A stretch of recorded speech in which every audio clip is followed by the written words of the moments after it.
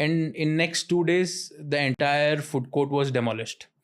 What? Yeah, suddenly I was served a notice and it was destroyed. Until then, I was I used to go to temples. I used to go to these Būta Kōlās, but I was not very serious about it.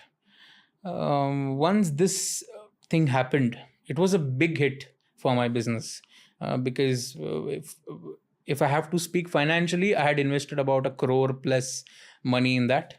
I was taken aback. That is when I thought of going back to my roots. My roots in South Canara, my roots in Moodbidre, Mangalore. When I went there, me and my mother went.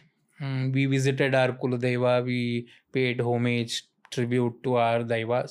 While coming back, we take a usual road map from Hubli to Moodbidre.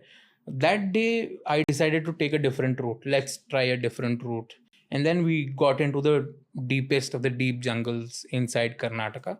And while driving, on my left side, I could see a temple. On the end of this left eye, I could see one temple which I passed by. I thought I stopped my vehicle. I thought of coming back. When I came back, I saw it's a temple of Koragajja. Koragajja is again a Kshetrapala.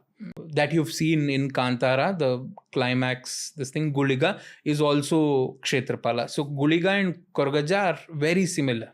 Very ferocious forms of Bhutas. So I went inside and I said, there was a pujari who was conversing with Koragajja in Tulu. And then we said, we've come from Hubli.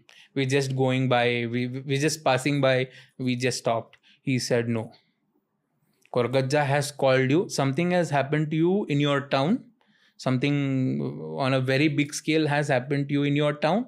That is when Koragajja has called you here, you and your son. He was talking to my mother. So he said, Koragajja has called you and your son, and he will make sure that he will protect you and your property there in Hubli. When you're saying he was talking to the deity, you mean he was in that room, the Bhuta? No, this is a temple. Okay. So we have Koragajja temples open for public. Okay. Būta Kōlā is for individual properties. Understood. So there is a temple open for public. And the priest was in communion with the deity. Yes. Because through that priest, judgments pass on. Like the priest was an oracle. In some ways. Yes. He was an oracle, and people gather there to seek justice because they cannot wait for years and years in the Indian jurisdiction.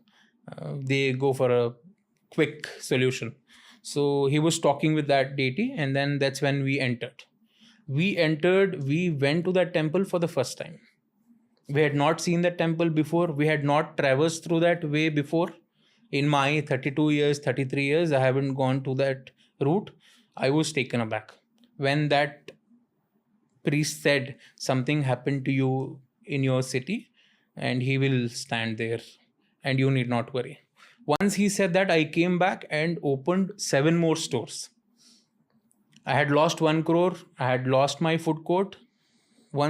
After all these things, I visited my native Kuladeva and I visited Koragajja.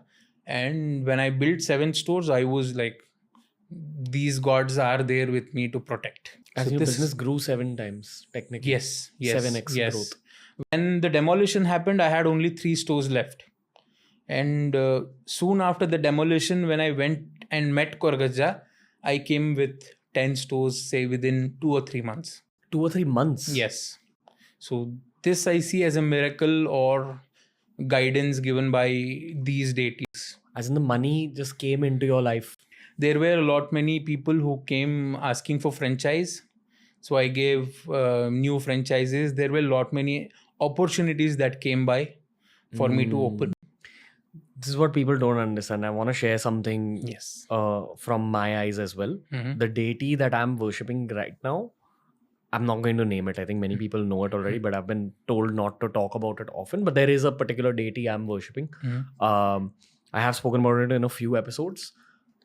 I feel that since I've started worshipping that deity and doing the mantras upon that deity, things have started flowing much faster in my life because opportunity came and visited me. Yes. I feel I was the same person 2 years back, and if I'd got these opportunities 2 years back, it would have happened then. But opportunities and their timing are not in your hand. Correct. Which is what people need to understand. Absolutely. That there is something called divine timing at play. Right. But when you connect with the deities, maybe sometimes that divine timing can happen earlier. Right. Right. Do you agree? Absolutely. I mean, you have to, I mean, it depends on you whether you are mature enough to take that opportunity. Or if you are open enough to have faith that this Correct. happens in Correct. people's lives. Correct.